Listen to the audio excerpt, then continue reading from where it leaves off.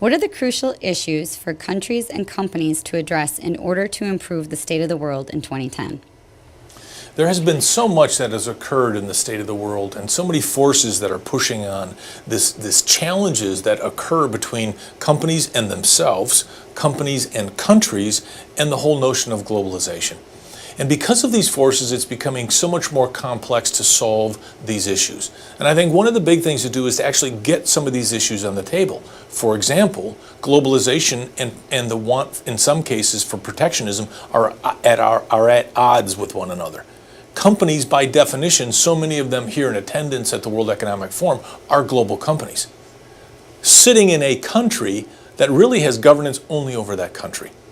Once we try to understand that there is these transversal forces that are happening out there and actually put them on the table, I think that we can get back to where we had been before, which is good, constructive social dialogue between countries and companies, and between companies and companies. Once we can construct some of that, the collaboration, and it really begins down the path of the collaboration, we can begin to really address some of this tension that's in the system.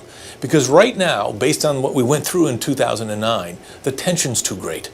As a result, we've got to relieve some of the pressure. And one of the ways to relieve the pressure is to put some of these issues on the table, these conflicting issues, that unless we discuss those, we're really not going to get to the root of the cause, which is making it a better place.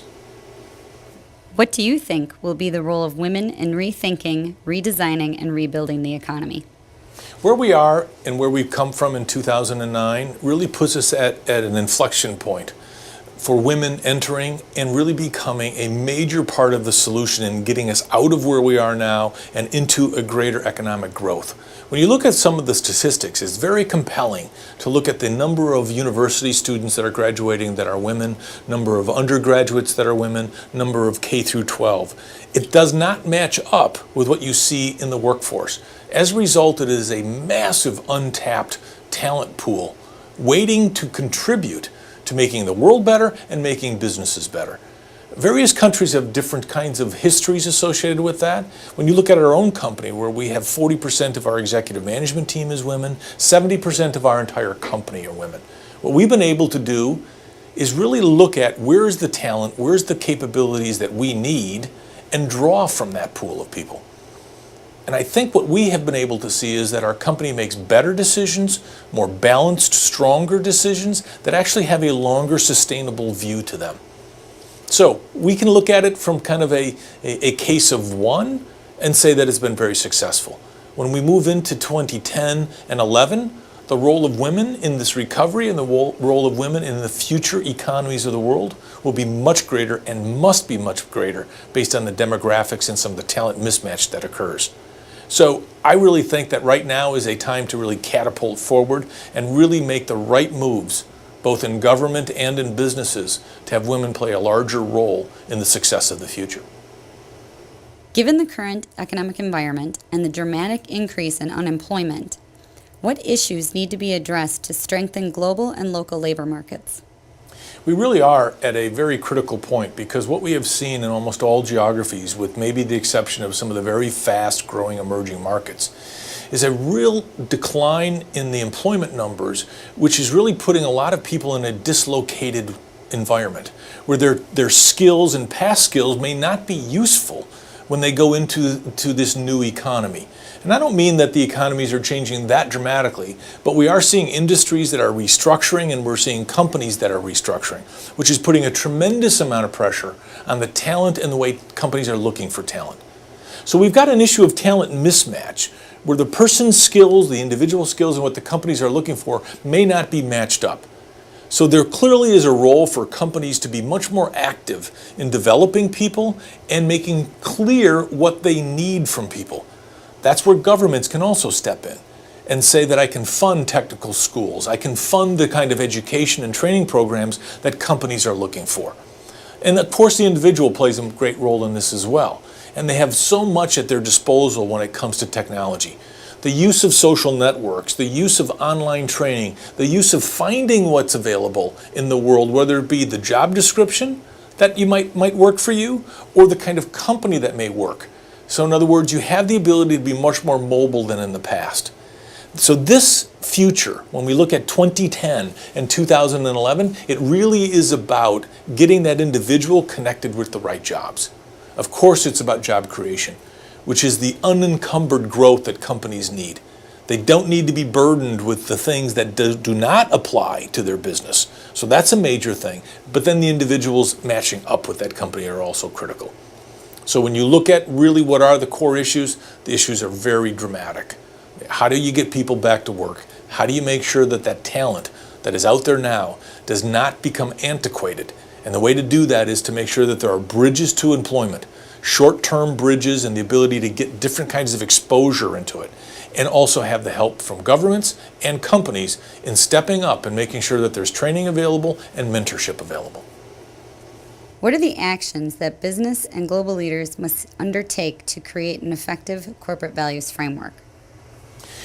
When you look at the situation that we're in right now, businesses really have to take care that their values mean something. Because if they don't have the meaningfulness, what it doesn't do is it doesn't translate into the kind of talent that is attracted to the company. Our surveys show over and over again that particularly the younger generation, but it is actually more than that, really want to be part of an organization that is value-based and contributing to society. So when you have those two and you talk about it and you actually live that, you start to create an employer brand that really pulls people into you. And you can't start that too early. What we have seen over and over again is after a downturn, companies don't react fast enough to making sure that they repair their employer brand because they have the access to ready talent.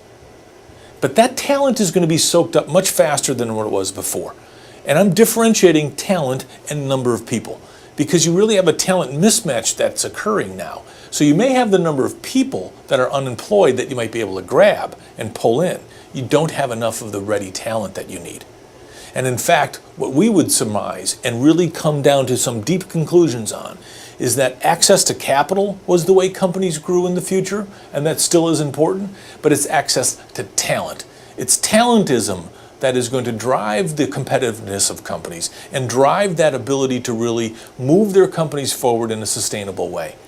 So it is all based on the values of a company in really living them and explaining them and having them be known throughout this technology world over the internet and in play within a company that is going to define the brand of that company and really define its ability to compete in the future. What issues are at the top of your agenda for the annual meeting in Davos? Well, it's very simple. When you think about our company, it's all about jobs.